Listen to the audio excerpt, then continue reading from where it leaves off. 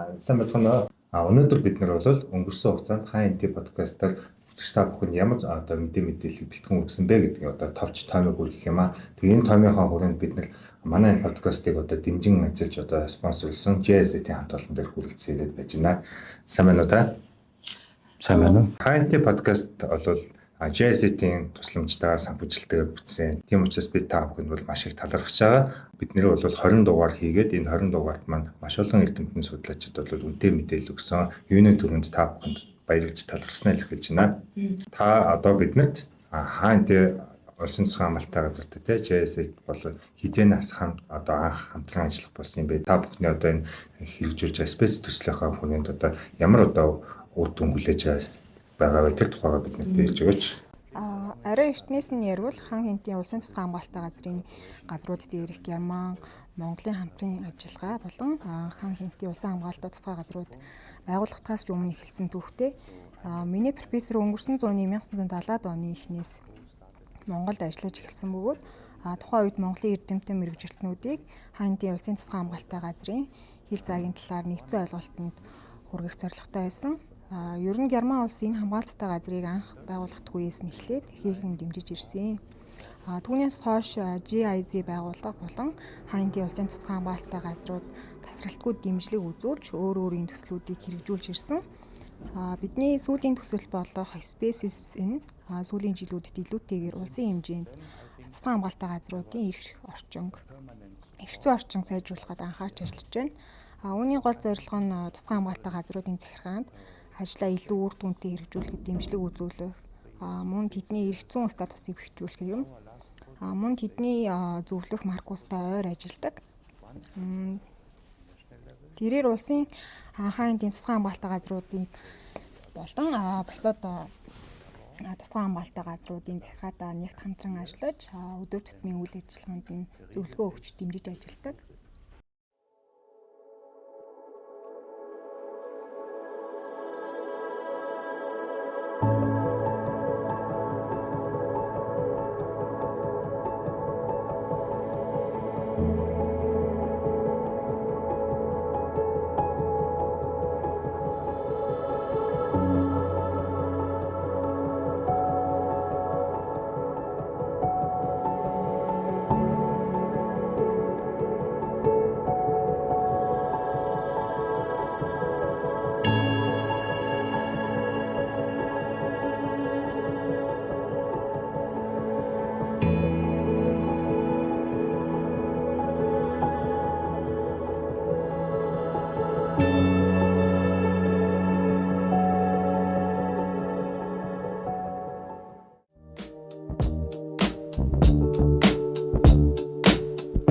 Манай Монгол орн ч өөрөө экосистемүүд айгүй чухал нэг юм боодхон юм шиг мөртлөө айгүй чухал юм газар байна л да.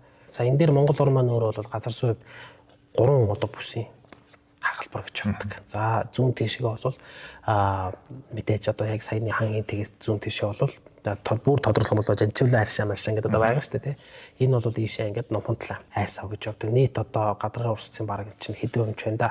40% гэж гардаг усны 40% нь бол ийшээ номхон талаар хариалгаж байгаа. За том голууд гэвэл мэдээж онон гол. Онон гол гэж юу нэрлэдэг вэ? Онон мөрөн гэж нэрлэдэг тийм. Цэвэр усны гол их өсвөр маань хинтийн нуруунд байна. Тэр нөгөө түрүүний ярьсан усны их нь хой гэхээр тэр ой сайн байвал ус сайн байна. Ус сайн байхаар цэвэр усны нөөц сайжрахаар амьдралтын бий болж байна л гэсэн. Энэ санаа. Энэ бол манай хинтийн нурууны ойн хамгийн чухал ач холбогдол.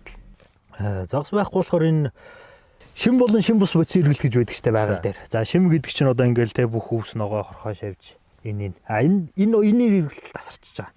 Усанд ингээд гаднаас ямарваа нэгэн бие хорхоо шавьж орлоо гэхэд тэдний бүгдийн загас иж байгаа те. Бүгдийн зэвэрлээд ингээд энэ шим болон шим бус бодис эргэлт тасархаар усны шанар өөрөө муутчихдаг. Ингээд бүх юм тоотлогоон дэвэл тэр ус маш гоё тунгалаг. Хорхоо шавьжинч яг тоогоороо, жарахааж тоогоороо, зэв хадранч тоогоороо, туланч тоогоороо гэвэл тэр ус маш гоё тунгалгаар ингээ олон жил оршин тогтч чадаад байгаа тэнцвэртэй болохоор. Одоо хинтийн уруунд бол нилээ явцсан хүндэл гэж би өөрийгөө бодож ирсэн аахгүй. Тэгсэн чи яг менж рүү явж байгаа тэр цаг үе болохоор нөгөө ковидын дараа байсан. Тэгээд яг нэг хөл хорионоос гараад бүгдээрээ шууд онгоцонд суугаал.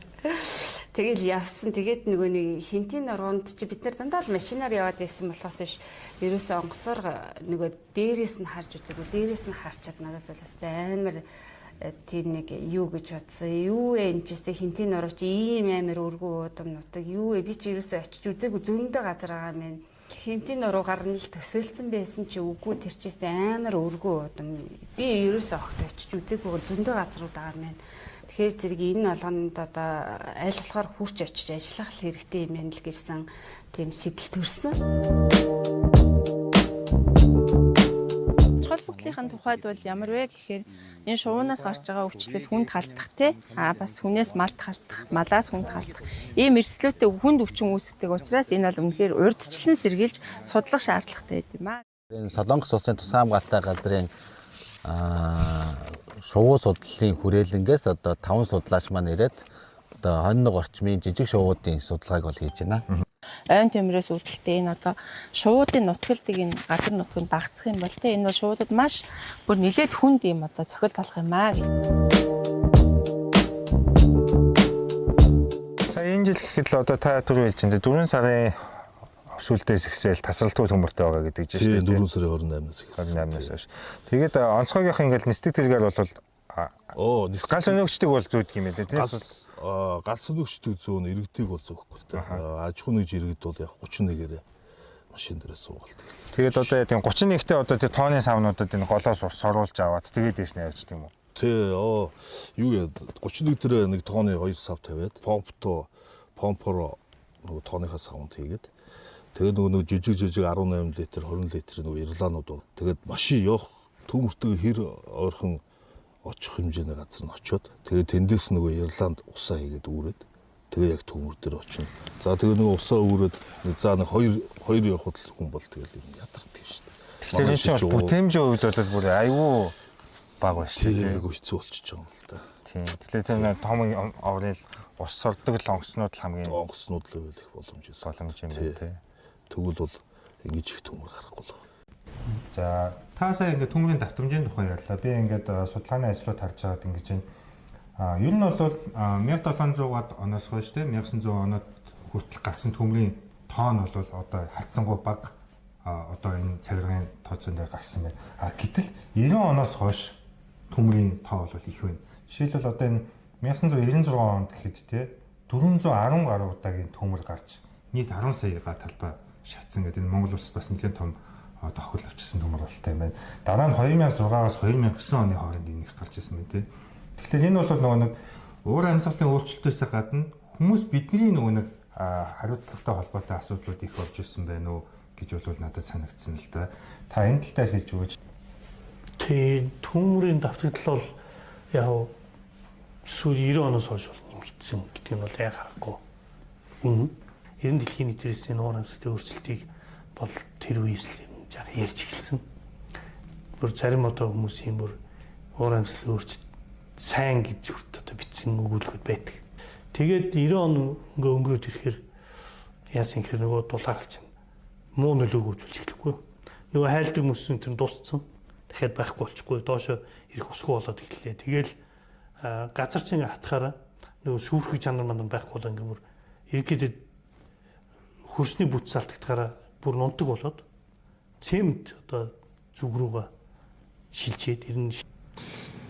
Тэ байгаль дээр байгаа ус ургамал гэхээсээ илүү бараг хамгийн хүнд одоо нөлөөг нь үүрж байгаа нь бол мэдээж хөрсний илэгдэл эвдрэл. Хөрсний илэгдэл эвдрэлийн хэмжээ нь бидний дараагийн урт хугацаанд ашиглалт одоо урт хугацаанд энэ газар оршин байх байдлын мэнд оройтуулж байгаа хамгийн том эвдрэл шүү дээ. Одоо юу гэдэг юм 1 см хөрсийг ичнээн хугацаанд үүсгэдэг гэдэг судлаачдын нэг ерхий гаргасан юм байдаг. Хуурай хээр дээр нэлээд бүр одоо цөдөрхөг хээр дээр бол баг 1000 жил хүртэх хугацаанд. Хуурай хээр дээр одоо 500-аас 1000. Тэгээ яг манай одоо Монголоор энгийн хээр гэдэг. Тэр үндсэндээ бас хуурай хээр л дээ. Тэгээ энэ дээр бол чинь 300-аас 500 жил.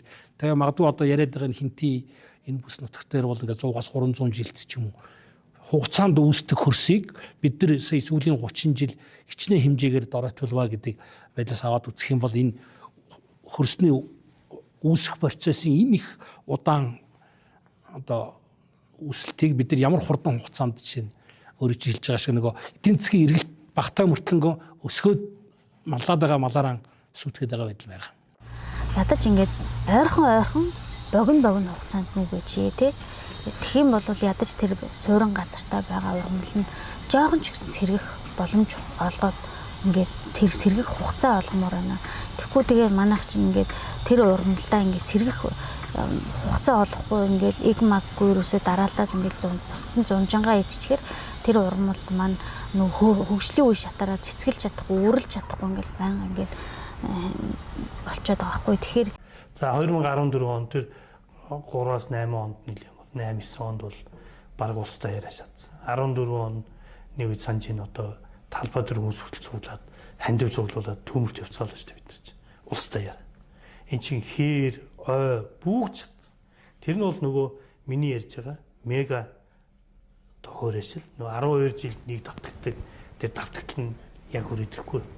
Тэгээл хэрэгсээ тэгээд усан хэмжээд нэг өдөр 300 газар төмөрсөжлээ шүү дээ. Тэгээ дээрээс нь хөвдний төмөр гэж бас их амархан онтордгүй ингээл байгаль дэдэг хэцүү хийж болох шиг байна. Хөвдний төмөр юу яаж юм л да.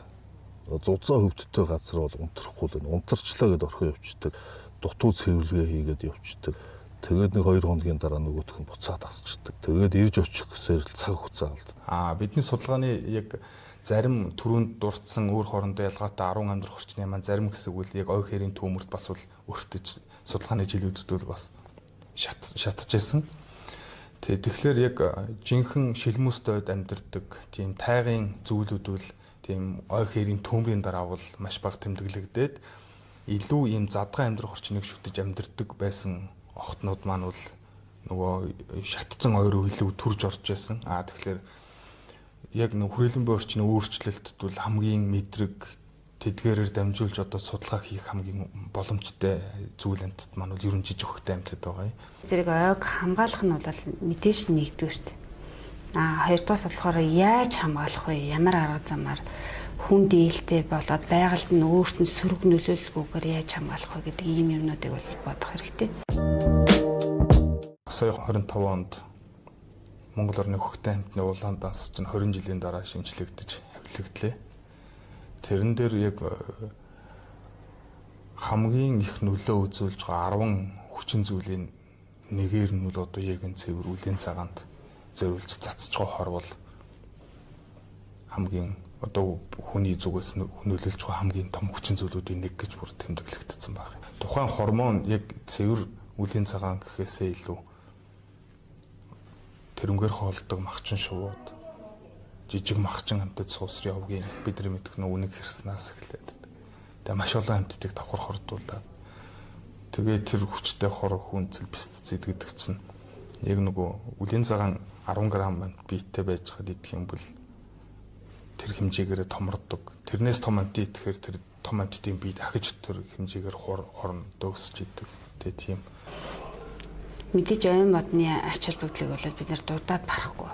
Тэр ой татарч өчнөө олон амттай амьд чинь тэр чинь тухайн амттын бүгдийнх нь оршин байх гэр орон сууц болж байгаа шүү дээ.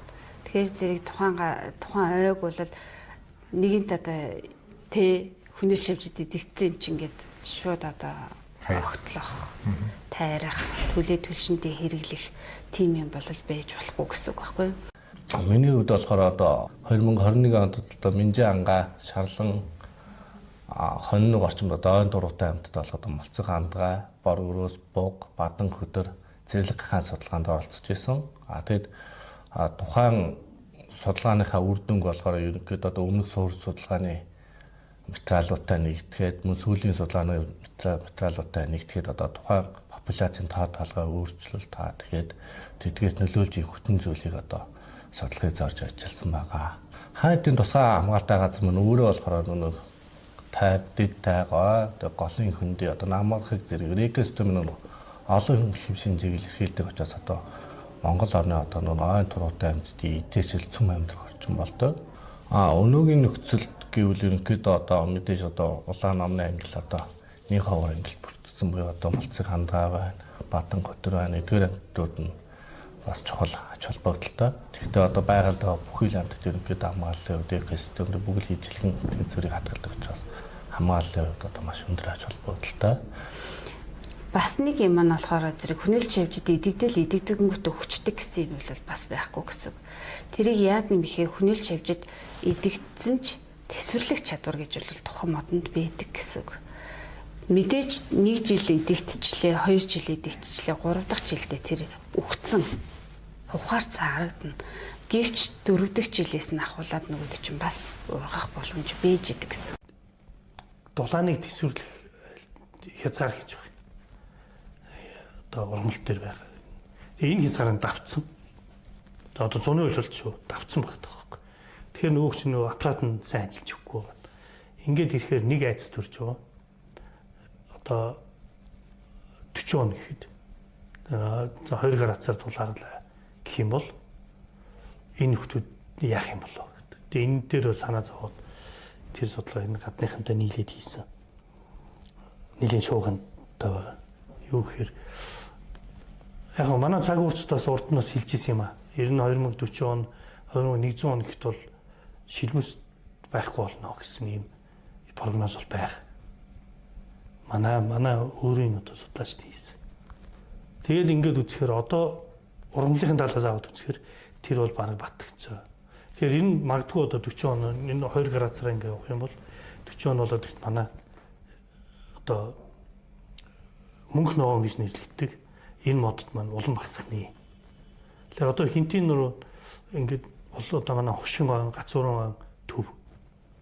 Одоо урагшаал гацуур байхгүй шүү дээ. Хуш жаахан байна. Тэгээд мөнх ногоон гэдэг маань 3 мод. Гацуур, жодоо, хуш. За дээр нь нарсаа нэмчи. Ингээ энэ дөрв байгаа. Гол цөмнүүд манай хинтийн нуранд байна.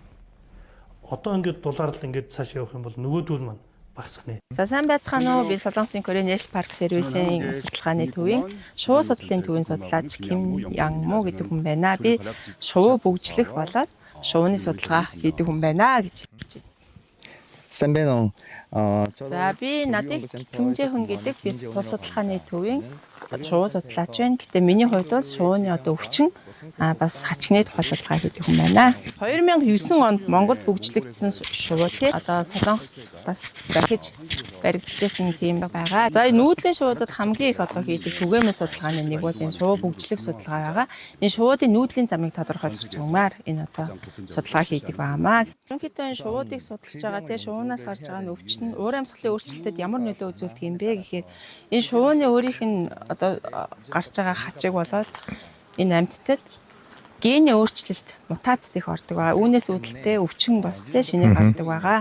Чухал бүхлийнхэн тухайд бол ямар вэ гэхээр энэ шувуунаас гарч байгаа өвчлөл хүнд халдах те бас хүнээс малд халдах, малаас хүнд халдах ийм эрсдлүүтэй хүнд өвчин үүсдэг учраас энэ бол үнэхээр урьдчилан сэргийлж судлах шаардлагатай юм аа. За Монгол улс бол ямар вэ гэхээр ерөнхийдөө зүүн өмнөд Азийн очиж үндэгэлдэг тэр шувуунуудын хамгийн гол нүүдлийн бүс нутаг. Яагаад тэгэхээр тэр шувууд Солонгос ч үндэгэлдэг, Монголд ч үндэгэлдэг, бас Сибирь очиж үндэгэлдэг те. Тэгэхээр их Монгол бол өөрөө энэ газар нутаг нь шувуудын хувьд хамгийн одоо гол газар юм аа. За ямар ч байсан одоо ийм чухал газар те Монгол орны хувьд одоо уур амьсгалын өөрчлөлт явагдах, дээр нь галт төмрөөс, ойн төмрөөс үүдэлтэй энэ одоо шуудын нутгалдаг энэ газар нутгийг багасгах юм бол те энэ бол шуудад маш бүр нэлээд хүнд юм одоо цохил болох юм аа гэж. Хоннуг гэдэг олон улсын судалгааны суурин байгаа. Тэнд бол Германы, Монголын, Монгол Улсын их сургууль хоёрын хоорондын хамтарсан тийм экологийн судалгааны суурин байгаа. Цэнхэр шаазгааны үржлийн судалгаа хийхэд 2009 оны 5 сар, 6 сард ингээд анхудаа хоннугд очиж судалгааны ажил эхэлжсэн. Судалгаа шинжилгээ сайн хийгээгүйсээ болоод буруу харахыг хэрэг. Тэгэхээр ерөөсөө энэ судалгаа шинжилгээ гэдэг зүйл чинь өөрөө төр одоо юу гэдэг бэлчээрч байна. Тухайн экосистем, тухайн төрөл зүйлийг хамгаалахад хамгийн зөв гаргалгыг нь гаргах хэрэгтэй шүү дээ. Тэр одоо юу гэдэг өмнө нь бол мазаалын тоо толгойг ярдгүүлээ зүйлийн шилжүүлээ судалгаа шинжилгээ өргөжөө сайжраад те мониторинг судалгааг олон жилийн хугацаанд хийхээр тоо толгой гарч ирээд түүнийг хамгааллын арга хэмжээг их тодорхой ойлгож байна. Тэгэхээр юу гэдэг эдлэг шонхорыгоо бид нэр хамгаалахын тулд зориудаар үндэсний бахархалд болгож штеп нэг арга нь. За үндэсний бахархал чуугаа бол одоо юу гэдгийг хамгаалах ёстой. За гадагшаа гарахыг нь тас хойрох ёстой гэдэг ч юм. Энэ бас л нэг хамгааллын арга хэлбэр. магадгүй идэлэг шонхоор шууг хамгаалснараа тухайн хэр экосистемийг бас дам аргаараа шууд хамгаалж байна л гэсэн үг. Хээрт одоо идэлэг шонхоргүйгээр хээр гэхэд төсөөлөх яг Монголын юу гэдгийг хялган тэрийн ч гэдэг юм Төв Азийн тэгш өндөрлөгийн юг төсөөлөхөд бас хэцүү шүү дээ тий. Цагаан зэр, үлийн цагаан одоо юу гэдгийг магчин шууд гүүгээр хэрийн экосистемийг төсөөлөх арга. Та тэгээ сая сонирхолтой мэдээлэл хэллээ. Тэгээ 1970-аад оны үед одоо анх одоо хаантыг одоо байгуулахад л одоо хамтран ажиллаж исэн гэж байна шүү дээ. Тэгээ германчууд тэгээд хоёрдугаар тэр одоо хэл хязгаарыг бас тогтооход оролцсон. Одоо сэнийнээ дөрцөн хүн оролцсон гэж байна. Тэгээ энэ түүхнээс та бас жоохон дэлгэрэнгүй ярьж өгч болох уу? Харамсалтай нь энэ бол боломжгүй байна. Гэхдээ жаахан өмнөх түүхээсээ хуваалцъя. Хэдэн жилийн өмнө бид Герман болон хаан эдийн улсын тусгай хамгаалалттай газрууд мөн бусад тусгай хамгаалалттай газруудын захиргаан дээр судалгаа хийжсэн. Тэр үед нэг орой профессортойгоо зочлоход нэг сонирхолтой түүх ярьж өгсөн юм. Нэг удаа тэр жижиг нисдэг тэрээр ойнд өвгөр нисэж үзээд ойд хамгаалах ёстой маш олон чухал зүйл байгааг анзаарсан. За дараа энэ шинжлэх ухааны академийн эрдэмтэд яамны мэргэжилтнүүд зэрэг хамтран ажиллагчдтайгаа ярилцгаад бүгд ижил дүгнэлтэнд хүрсэн. Ойн системийг хамгаалах нь маш чухал юм байна гэдэг дээр санал нэгдсэн. Намайг Дугуйсрынгийн Бацаргал гэдэг. Би одоо энэ хан эдийн улсын тусгай хамгаалалттай газарт одоо 31 жил байгаль хамгаалагч хийж байгаа. Одоо Төв аймгийн Мөнгөн морь цамд байх хэрлэн эсгийнхээ ахлагчийг хийж байгаа одоо миний хариуцсан газар гэвэл одоо Бурхан Алдуу хайрхан тэгээд цаашлаад Захар арын үрмэнжийн гол гээд том газар хариуцж ажиллаж байгаа. Анх одоо хаантай тусгай хамгаалалттай газар бол 1992 онд байгуулагдсан бол та 94 онд байгаль хамгаалагчаар орж байна. За байгаль хамгаалагч хүн бол ер нь бас л олон талын юм хийн штэ. Одоо жишээлх юм бол одоо хяналтынхаа постн дээр ажиллаж байна.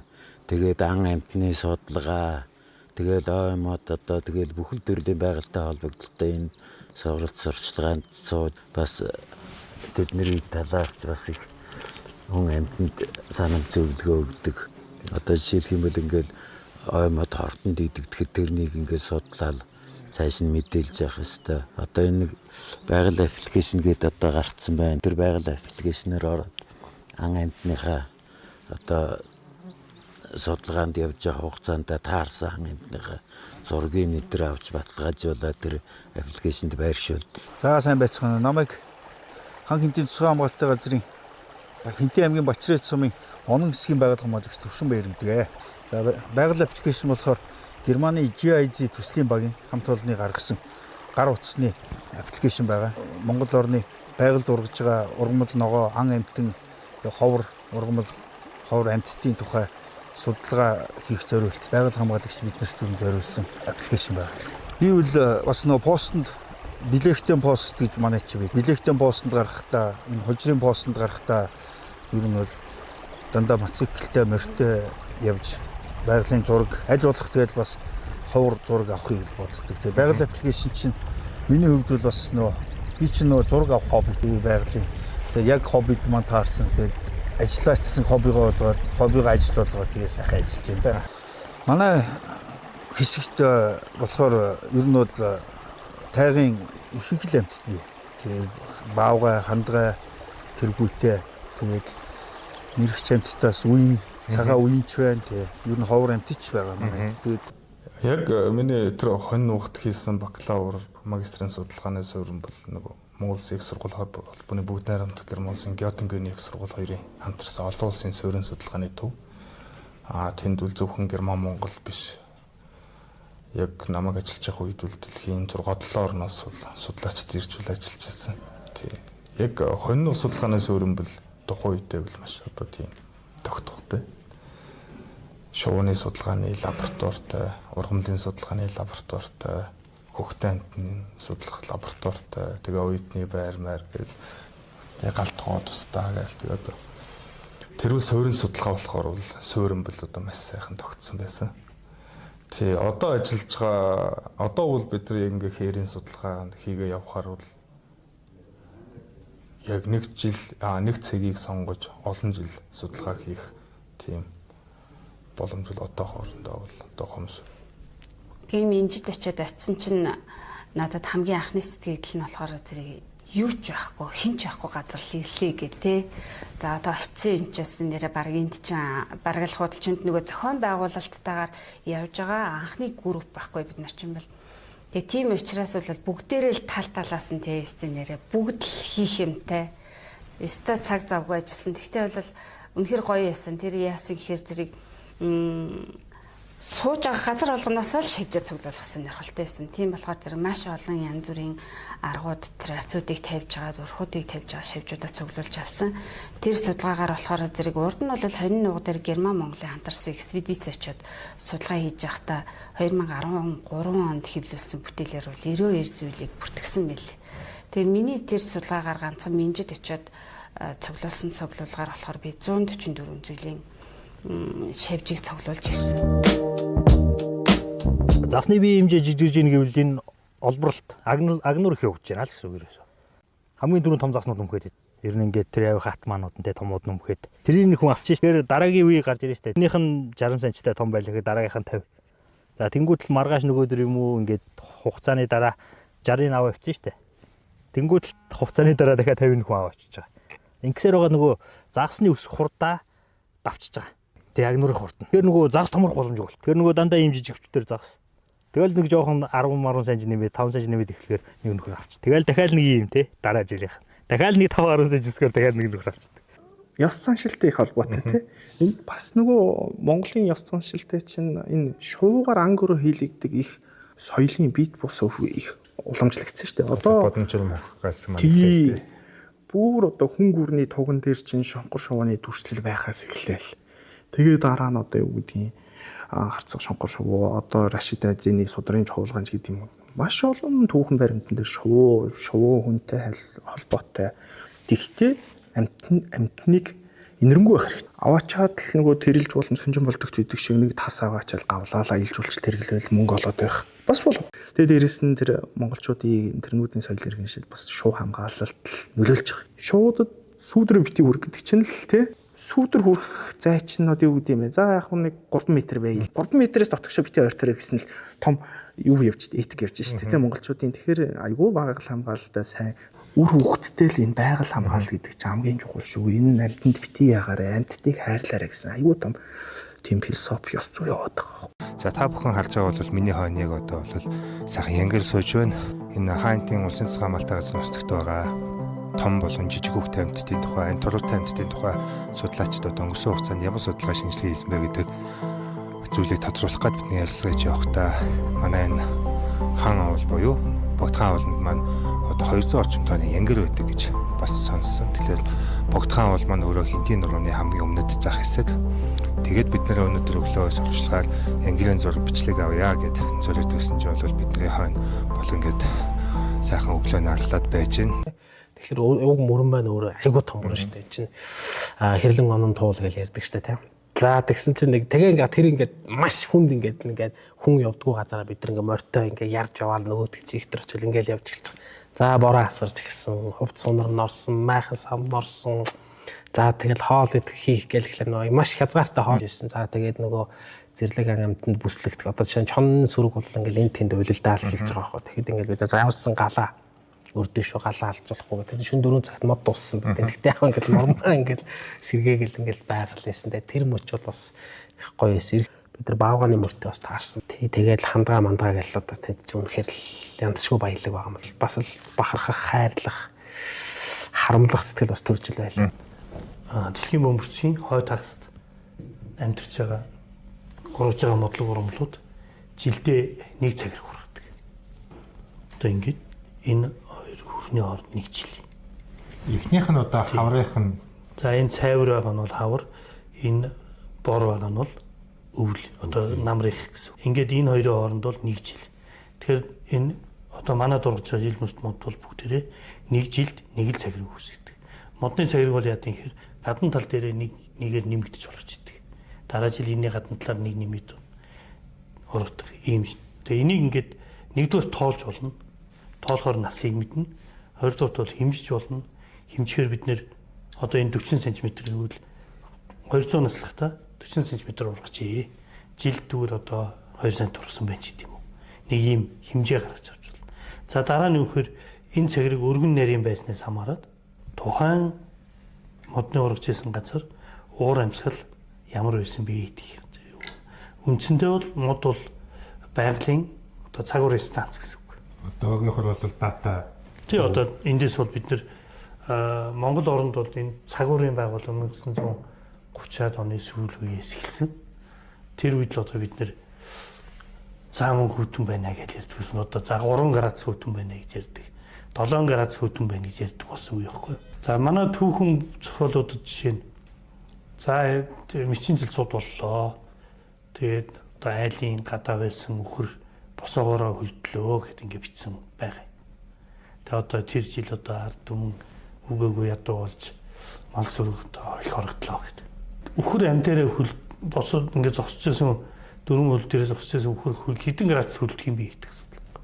Тэгэхээр нөгөө хэмждэг багж байгаагүй үед одоо бид нар тэрийг мэдэхгүй.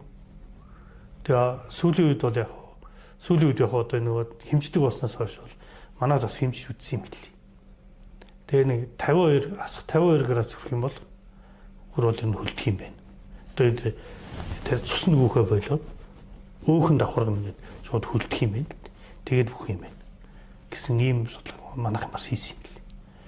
Тэгээ бодохоор одоо мэчин жил бол хасах 52 хүрч ирсэн юм байна гэдэг чинь. За энэ түүхийг ингээд судлахаар яагаад ойр холбогдсон гэхээр за хизээ мод тарихын, хизээ услахын, услахаараа ямар хэмжээгээр услахын, хүлэмжин тарих юм уу, ил талбай тарих юм уу, хөрсөн дээр ургуулах юм уу, хөрсний ухаж доошоо шууд нүх ухаж байгаа дотор нь нээх юм уу, овгор шороо хийгээ дээр нь тарих юм уу, одоо яаж ойг тарихын хамгаалахын хизээ энэ ой мочоо ингээд ургаж байгаа мочоо ингээд хагаад ингээд дундаа зай завсар гараад гимтхийн тий цэцгүүд нь хизээ хөлдөхийн хизээ дийлгэрхийн энэ бүх одоо физиологийн процессуудыг нөгөө цаг уртаага уялдуул судлах хэрэгтэй болохгүй.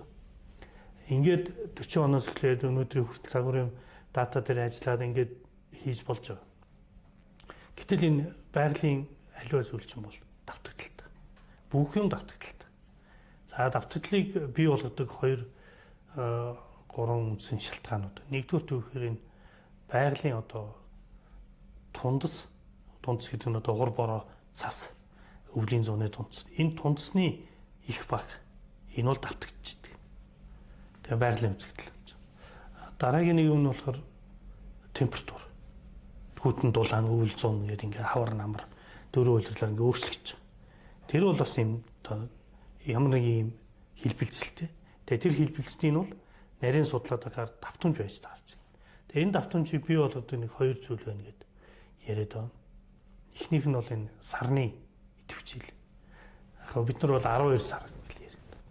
Тэгээ сар бол ингээ 11.4 жилээр ингээ их идэвхтэй идэвхгүйгээр ингээ 12 жилээр давтагч идэв. Тэгээ монголчууд тэрийг бас 12 жил болгоцсон байна. Тэг яг энэ хонь нугарчмын энэ олон улсын судалгааны суурьнд хийгдсэн судалгаа бол нэг Монгол улсад ер нь бас жижиг хөхтэй амтны судалгааг тасралтгүй удаан хийсэн нэлээд тийм цогц судалгаа болж чадсан. Тэгээд судалгааны жилүүдэд одоо ой хэрийн төмөрч их гарч ирсэн, их ган, их зудж болж ирсэн. Тэгээд ер нь бол жижиг хөхтэй амттын тайгын жижиг хөхтэй амттд бол яг тоотлогын юм цуврал динамик бол байна гэж их үзсэн. Тэгээд 15 жилийн судалгааны үр дүнгээр бол нэг 5-6 жил дотор бол яг тухайн бүлгэмдэлд бол хамгийн олон зүйл тэмдэглэгдээд тоотлогын хувьд олшроод тэгээ уруудаад дараагийн 4-5 жил дахиж тоотлогоо нөсдөг. Ер нь бол нэг тийм цикл хэлбэртэй динамик тоотлогын олшруул явагддгийм байна гэсэн хамгийн том үр дүнгууд бол одоо гарч ирсэн. Тэгээд жижиг хөхтэй амьтад маань өөрсдөө яг өвлийн засны зузаан их байгаад температур нэг агарын температур огцсон тийм хүүтрэхгүйг л хамгийн тааламжтай амьдрах орчин болдог. Тэгээ өвлийн агарын температур бол тухайн жижиг хөхтэй амьтдын маань зүйлийн баялаг олон янз байдалд бол бас хамгийн их нөлөөлөгч хүчин зүйлүүдийн нэг юм байна гэдгийг бол бас олж тогтоосон. Түүхэн хугацаанд үнэхээр мэчин жилцүүд болох юм уу болохгүй юм гэдэг энэ асуултанд хариулахын тулд бид нэр цагуурын муур амьсгалын өөрчлөлтийн түүхийг судлах хэрэгтэй байхгүй. Тэгэхээр 100 жилийг ингээд хэмжигдсэн хэмжилтээ ингээд бодохоор бид нэр нэг удаа хоёр удаа бодоол тэгээд болоо гаргачихна. Гэтэл математикийн хувьд тэр давтагдлыг 100 жилээр хийчихэд одоо дараагийн 100-д ийм болно. Тэрний дараагийн 100-д тийм болно гэж ингэж ярих одоо боломж байхгүй. Тэр үеийг л 5 жилийн дараа ямар болох вэ гэдгийг 100 жилийн давтагдлаар бас хэлэх боломжгүй. Тэгэхээр бид нар яасан гэхээр цаг хугацаатайгаа нийлж хагаад энэ модны эдийн цагиргийг ашиглаад энэ мод одоо 400 настай, зарим мод одоо Монгол оронд бол 800 настай амьд мод байна. Тэгэхээр 800 настай мод биднэрт 800 жил уур амьсгал яаж өөрчлөгдсөн юм гэдгийг хэлээд өгч. Хэрвээ тухайн шавжийн одоо хэд оширлын одоо бүр нэг ирээдүйн төлөв байдал тэрийг загварчлах болох юм бол бид нэр тодорхой хэмжээгээр янз бүрийн програмуудыг ашигладаг. Хамгийн ойрхны програм нь бол Maxent энэ. Тэрүүгээр бол яах юм гэхээр би 19 гэдэг нэгод 19 үзүүлэлтээрээ оруулж үзээд энэ 19 үзүүлэлтүүдийн аль нь илүү одоо ингээд нөлөөлөл үзүүлж байгаа вэ гэдгийг ингэж тодорхойлж гаргаж ирж байгаа. Бидний хийсэн нэг судалгаа болохоор Сибирийн хүр ирвэхэн дээр бол яг энэ судалгаа хийгээд ирээдүйн чиг хаалт хандлага болоод тэгээд нөлөөлж байгаа одоо яг шалтгаан нь юу вэ гэдгийг ингээ гаргаж ирэхэд агарын чиг, температур яг нөгөө жилийн дундаж одоо температур өсөлт зэрэг нөгөө тэтгэн дотор л тий. Тэр үзүүлэлтүүд бол хамгийн их нөлөөлж байгаа нөлөөлөлтөд гарч ирсэн. Энэ дулаарлын эрчим цаашдаа хурдтай байх юм бол 2040 оноос эхлүүлээд шилмүст модонд амьдрах таатай орчин өсөхгүй нэ. Яагаад тэгэхээр бол дөнгөж нөгөө хавар болоод ирэх дахиад тавигдаад ирэх үед л тэнцээ маш их хэмжээний одоо стресс үзүүлэх тийм хүчин зүйлүүд бий болсон байна гэдэг. Одоо дөнгөд хөлснийх нь нөгөө юм хэлдэг ч юм уу те. Дулааных нь цэвдгийнх нь нөгөө хэлдэг. Энэ олон төрлийн датануудыг бүгднийг нэгтгэн симуляц хийх. Тэгээд тийм одоо химэл оюунтай холбоотой хөгжүүлэлт хийх боломж бололцоо бидэрт ер нь байгаа юу? Бас хоёрдугаар тийм шаардлагатай юу те? Энэ бол боломжтой. Гол нь яа гэм бэ гэхээр зэрэг манай одоо салбарын шинжилгээ ухааны судлаачид ер нь баг нэгдэж хамтдаа одоо нэг юм зорж одоо зорилго тавиад ажиллаж исэн одоо нэг тийм хамтарсан судалгаа бол баг байхгүй гэхэд хэлсдэггүй. Миний харж байгаагаар бол хаан хинтийн энэ тим их юм бол тийм боломжийг бид нэр үүсгэх байх гэж бодож байгаа байхгүй. Яагаад тэгэхээр зэрэг одоо жишээ нь надад гээд хингүүд ой хүнэл шивжин зөндөө олон жилийн хурд датанууд байна шүү дээ. Энэ олон датануудыг нийлүүлээд нөгөөдөл маань бас байгаа гэсэн үг. Тэгхийн болол бүгдээрээ нийлж нэг юм синтез болгож аваад дараагийнхаа одоо юг ирээдүг бол бид нар нөгөө юу яаш штэ төсөөлөнтэй таамаглана. Тэгж жаад одоо энийг бол урьдчилж харах. Урьдчилж хараад одоо дараагийн удаа ийм юм болох гээд шүү гэсэн ийм ямыг урьдчилж харчаад бид нар урьдчилаад одоо нэг ямар нэг арга хэмжээ авах боломжийг нөгөөдгийг бол судлаачид нэгдэж жаад хийх хэрэгтэй л гэж би боддог тий. Гэтэ энэ яг үнэхээр тийм үү? Юу вэ? Бид нэр одоо мал байлгаснараа хөлсөөс үүдэж байгаа. Та товчоор хэлвэл. Одоо ойлгомжтой тийм. Гэтэ энэ маань нөгөө дэлхийн дулаарлын одоо энэ хур ашил цагуурын өөрчлөлтийг бид нар мал аж ахуйгаараа маш тийм хурдсгаж өөрчлөлтийн нөлөөг илүү их мэдэрч одоо бий болгож ялгаж ойлгож байна. Магадгүй одоо сүүлийн 30 жилд энэ малын тооны өсөлт. Ялангуяа малын тооны хувьд авч үзэх юм бол сэлэнг тал дээр бол хуучин тарилангийн бүс нутаг гэдэг утгаараа нэг 10-20 мянган сэтэхгүй малтай байсан бол одоо өнөөдөр ялгаагүй 100 мянга даваад гараад ирсэн байгаа. Бүр хинти Төв аймгийн сумдууд, уртлын сумдууд дээр одоо нэг хаантын орны урт талд байдаг сумдууд дээр бол бараг 200 мянга тэрнээс илүү давтсан байгаа. Тэгэхээр малын нэгчил ойлгомжтой нэмэгдсэн. Тэрийг дагаад урмлын ургац буурсан, хадлангийнх нь ургац буурсан. Одоо манай эрдэмтэд юуг зөвлөдгөөр нугын одоо бэлчээрийг бордож за нөхөн сэргийх хугацаа олгоод дээрэс нь ингээ бордоход нугын хадлан авах боломжтой баталсан байхгүй. Яагаад гэвэл тэр нуг бол богино хугацаа сэргийх боломжтой. Чийг агуулж тий. Тийм учраас тэнд жоохон үр нэмэрлэн цацаад бордоогоор ингээд бордож өгөөд тэнд ингээд хашаад тэгээд байгалийн бэлчээртэй ингээд харьцуулахад тэнд хадлагын газар үүсгэх бүрэн боломжтой байхгүй. Бүр зарим ингээд нугын хадлангаас жилд 2 удаа хүртэл ингээд хадлангийн хугацаа авч ирсэн тийм туршилтууд ч байна. Нөхөн сэргэх, байгалыг нөхөн сэргэх зорилгоор засыг үржүүлэх. Ховордоод байгаа аль нэг засыг сонгож аваад зөрүүдийн орчинд үржүүлээд тэгээд тэр ховордоод байгаа засаа олон болгоо тавих. Энэ бол нэг 10 жил ч гэдэм үү яг зүйлээсээ шалтгаална. Иймэрхүү хугацааны дараа үр дүнгээ өгнө. Ер нь голын том жижигээс шалтгаалan зүйлээс шалтгаална. Нөгөөх нь болохоор аж ахуйн зорилгоор. Энэ нь бол яг цэвэр олборлон. Та одоо 1000 загас үржүүлээд авсан бол 1000 загсаа хоолж жогоод 10 сарын дараа ч юм уу 8 сарын дараа бүгдийн шүүгээд зах дээр гарахыг аж ахуй гэж хэлээд байгаа шүү дээ. Энэ зорилгоор үржүүлэхийг аж ахуй. Нэг ийм хоёр журмаар үржүүлж ирсэн. Манайд бол аж ахуй бол байхгүй загсны. Тэгэхээр дандаа хүн сэргээх зорилгоор хийгдэж байгаа үржүүлгэнүүд байгаа. Манайд чинь одоо 80 онд, ер нь 80-аас 90 онд, 90 оны их үед 3 удаагийн 3 зүйлийн загас үржүүлэг хийгдсэн зориултын аргаар. Тэр нь тул зэв загсыг доктор Мэнцаахан, доктор Эрдэнэт асан нар цагаан нурт жишгтийн гол дээр тул зэв загсыг үржүүлсэн. Энэ дээр энэгээр стандарт гаргасан. Нөгөөх нь болохоор буур нуур дээр булуу цагаан болон бус Эрдэнэтэд булуу цагаан загсыг, нөгөөх нь болохоор хөвсгөл нуур дээр хөвсгөл хадран загсыг зориуд аргаар үржүүлж ингэж анхны сүр тавьж ийсэн. Тэгээд өмнөөс хойш чинь 2012 он шиг санаад байна. Туул голын хажууд загас үржүүлгийн лаборатори байгуулагдаад хотоосны 100 км-ийн зайтай юм да. Энэ маань ингээд үйл ажиллагаа явуулсаар байгаад одоо 25 өрлөө нэг 2-3 жил завсарсан баг завсраар нь тэгтээ үр дүн гараад ирсэн. Туул голын загас бол мэдгэдэггүйц их болсон. Дараагийнх нь бол чулуут тул. Одоо нэг 7 жил болж байна уу да. 6-7 жил. Энэ бол бас үр дүн гараад эхэлсэн байх хэвээр. Ягаад чулуут тул гэсэн үү? Тий. Чулуут тул төсөлгээд чулуут голын хажууд алтаадын гол бижиж гол дээр гэдэг. Энэ нөхдүүд бол үр дүн гарцсан байх хэвээр. Дараагийнх нь манайх болж байна. Яг миний хийснээр 5 гацрын бол ингээд дарааga өөрөө ч гэсэн ингээд манд сууж яагаад ургуулчих واخгүй. 50, 60, 500 бол ургуул болохгүй шүү дээ чинь бурхан ургуулаагүй энэ тэр газар. Тэгэхээр энэ үгээр би юу хэлэх гээд байна гэхээр өөрийнхөө нутаг дэвсгэрт өөрийнхөө ойрхон байгаа модлог ургамлыг тариач. Тэрийг сэлэнгээд өөр мөрөөрөө ургаж байгаа тэр өөрийнхөө урах орчиндод урсан газар юмыг ухаж аваад тэнд нь орчныг өмүүлж хаяад тэр чинь ингээд газрын сэндиж юуч болгож тэрийг нь өмүүлж хаяад нөгөөхөө тэнд аваач булшлаад хэрэггүй гэсэн санаа байхгүй. Тэгэхээр ер нь олуулаа байхаараа тэн дотроос өрсөлдөөд муун ингээд үхээд сайн нургаад илүү чадвартай нургаад тэрнээс сайн үр гараад сайн мод бий болоод ингээд яв.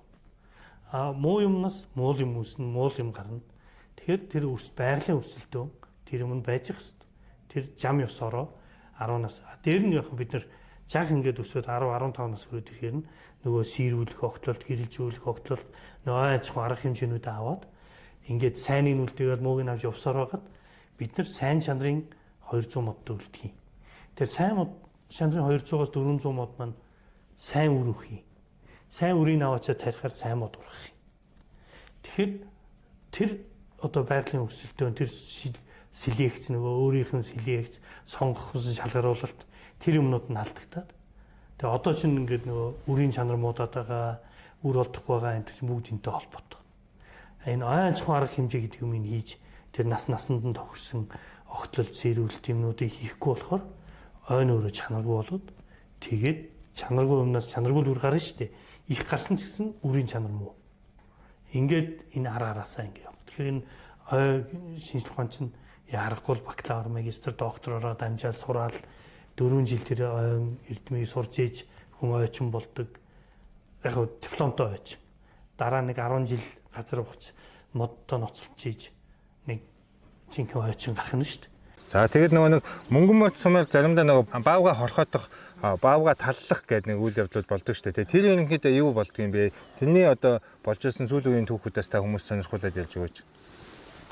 За сүүлийн нодлон жил бүр айлын хотонд бүр хавар 5 сарын сүүл 6 сард бүр айлын хотонд орж ирж манай суманд одоо манай сумын жаргаланд 1-р багт айлын бүр үхрийн хашаан дотор орж ирж үхрийн хүртэл барьж идсэн тийм юу гарсан тохиолдол. Тэрнийг бид нэр сумынхаа байгаль орчны байцаагч, байгаль хамгаалагч нар сум дундын ойнгийнхантайгаа энэ төр хамтарч тэр баавгыг одоо дайжуулж үргээх талаар хэд хоног бид нар бас эргүү шалгалт хийж айлуудаараа бас байршиж байгаа. Шинэ орохт нь бас айлуудаа хамгаалж нөгөө баавгыг бас цааш нь үргээх талын юм бол хийж жисэн. Баавга ерөнхийдөө хоол хүнс нь муудахлаар илдэг гэж нэг цагаалдаг талтай. Хоол хүнс нь мод нэхлэр одоо жимс амар байхгүй болцохлоор гадуур одоо ой модноос гарч айлуудаар бас ойролцоо явах их магадлал их өндөртэй. За манай энэ хаан хинти подкаст энэ тийм ээ энэ подкастэнд оролцож бас цаг зав гаргасан нийт судлаачтай бас баярлалаа гэж хэлмээр байна. Мэдээж хэрэг манай энэ хаан хинтийн тусгай хамгаалалтын газрын хамт олон GIZ-гээд одоо олон хүний хүч хөдөлмөр орж энэ подкастууд маань бүтсэн байгаа. Тэгээд бүгдд нь баярлалаа. Тэгэхээр та бүхэн одоо ерөнхийдөө ямар зорилж тавьсан байна вэ? Тэгээ ер нь цаашдаа болно хаантайтай холбоотой цаашаа одоо GIZ-д үргэлжлүүлж ажиллах уу те? Тэгээ ер нь бол ирээдүйд юу чухал гэж та бүхэн үзэж байгаа вэ? Би нэг чухал зүйл онцолж хэлмээр байна. Биологийн олон янз байдлын мониторингийг Монгол орны бүх экосистем нэгдсэн нэг стандарттайгаар эхлүүлэх нь маш чухал гэж боддог. Одоогоор бидэнд ийм нэгдсэн стандарт байхгүй байна. Тиймээс ой болон ойд хээр, цөлөрхөг хээр зэрэг бион бүр тохирсон. Гэхдээ нийтлэг суурьтай стандартыг бий болгох нь бид байгаль орчин уур амьсгалын өөрчлөлтийн яамтай хамтран ажиллаж байгаа гол шалтгаануудын нэг болж байна. Дараагийн нэг чухал зүйл бол хамтын ажиллагаа. Бид нэг баг болж ажиллах хэрэгтэй. Өмнөх туршлагуудаас харахад шинжилгээ ухааны ахтем их сургуулиудын эрдэмтэн судлаачид ихэвчлэн өөр өөрсдийн судалгааны чиглэлдээ төвлөрөөд тус тустай ажиллах нь илүүг байдаг. Гэхдээ бид хэд хэдэн удаа энэ өрөөнд цугларч өөр чиглэлээр ажилладаг эрдэмтдийг нэг баг болон хамтарч ажиллах талаар ярилцаж байсан. Миний бодлоор бид хамтдаа нэг экосистем дээр очиж тэнд байгаа төрөл бүрийн өөр бүлгүүдийн хоорондын хамаарлыг хамттан судалж чадвал дараа нь улсын хэмжээнд хэрэгжүүлэх нэгдсэн арга хэмжээг илүү үндэслэлтэйгээр боловсруулж чадна. Энэ бүхний цаад утга нь энэ нотлохонд суурилсан шийдвэр гаргалт. Бид энэ тухай байнга ярьдаг мөн яамны хувьд ч маш чухал асуудал. За яамны байгалийн нөөцийн ашиглалтай холбоотой шийдвэрүүдийг гаргахдаа заавал мэдлэг судалгаанд тулгуурлах шаардлагатай байдаг. Тиймээс бидний зорилго бол тэр мэдлэгийг цуглуулах, нэгтгэх, боловсруулж шийдвэр гаргагчдад бол хүргэх зорилготой. Өөрөөр хэлбэл юу зөв, юу буруу, юу боломжтой вэ гэдгийг тодорхой зөв болгож зөв шийдвэр гаргахад нь дэмжлэг үзүүлэх юм аа. Үргэлжлүүлж шүү. Доотлын хэсгийг. Маш их баярлалаа. Танай подкаст улсын тусгай хамгаалалтын газруудын байгаль хамгааллын үзэл санааг түгээж дэмжин ажиллана гэдэгт итгэж байна. Учир нь энэ бол Монгол улсын ирээдүйд үнэхээр чухал асуудал юм аа. За та одоо ерөнхийдөө хизээ одоо тэтгэвртэй гарах вэ? Ер нь байгаль хамгаалагчид энэ хизээ тэтгэвртэй гардаг юм? Байгаль хамгаалагч хүн одоо 60 хүрж ээж тэтгэвртэй гарна. Яг ингээд 67 оны хүн ингээд нөгөө нэг насаараа нөгөө 6 сар нэмэгдээд явдаг штеп. Тэргээр гарах юм бол би 62 нас 6 сартай тэтгэврт гарах болоод байгаа байхгүй. Оо хийж одоо юу гэсэн үг вэ? Энд ч тэгэхээр би яг хэмжээ нь одоо 40 50 л гарчдаг өстэй. Тэгэхээр би яг ажилласан жил хангалттай надад бол нэг ийм юм яригдал эдгээ. Одоо нэг цэргийн улсуудад нэг сар нэмэгддэг штэ ажилласан жил дээр нэ. Тиймэрхүү юмыг бас энэ байгаль хамгаалагчдад бас нэг хүнд нөхцөлийн журмаар бас нэг тийм хууль батлуулах гээл явдгийг зарим улсууд тэр нь бүтэхгүй л байх шиг байгаа. Гэхдээ энэ ч одоо юу гэсэн үг вэ? Одоо битүүлийн 5 минут сууж ярихад л энэ ялаа барьж идчих гээд штэ тий. Одоо 60 хүрчээ тэгээд тэр өвлийн хүйтэн тэр хөр цаасан дотор нормалтай хэчнээ хоногоор ингээ ууланд явна гэдэг бол бас хүнд шүү бас. Тэгээ би танаас хамгийн сүүлд ингэж асуусан. Ер нь байгаль хамгаалагч болохоо сонирхож байгаа тэг шин залуугийнханда та юу гэж захих вэ? Ямар хүн байгаль хамгаалагч болох юм бэ? Байгаль хамгаалагч хүн одоо их л өөрөө дор сонирхолтой ажилдаа орох хэрэгтэй. Ер нь дор сонирхолтой байж ижил хүн ажиллаа хийн шүү. Байгаль хамгаалагч болох ч байгаа залуучуудтай хандж хэлэхэд ер нь бол эр хүн гэдэг утгаараа бүхэл юмыг чадчихмаар байх хэвээр, мөр хүн чадах хэвээр, голд сэлж чадах хэвээр тийм. Одоо анхны бас нэг эр хүний чаддаг юмнуудыг сураад авбал байгаль хамгаалахад их төхөмтэй юм бол энэ сайхан уул усан хамгаалж байгаа гэдэг чинь бас бий л бахархаж явдаг тийм. Тэмцэх. Бидний чи хийдэг ажил тийм ээ хүмүүс бизнес хүмүүс бүтээгдэхүүн гэдэг бол бид нар ингээд тайлан бичээд ингээд архивлаад одоо шинжлэх ухааны технологийн санч гэдэг юм уу эсвэл бүтээлээ ингээд хэвлүүлээд өгч байгаа.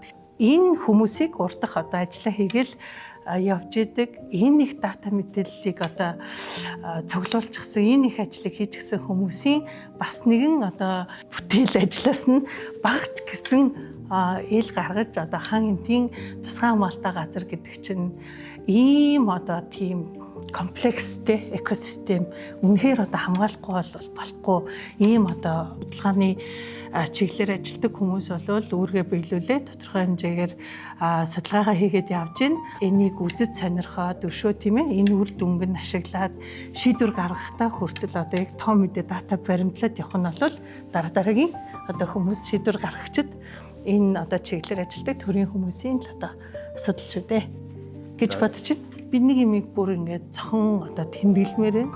Энэ одоо судлаачдын хийсэн одоо энэ олон судалгааны ажлууд тэгээд төдийгөөс өдий болтол ингээд цуглуулчихсан тийм ээ одоо энэ судалгааны шинжилгээ ухааны академийн хүрээлэнгүүдийн судлаачдын энэ нэг тоон мэдээ датаг яг бид нар чадах хэмжээгээр нэгтгэж байна.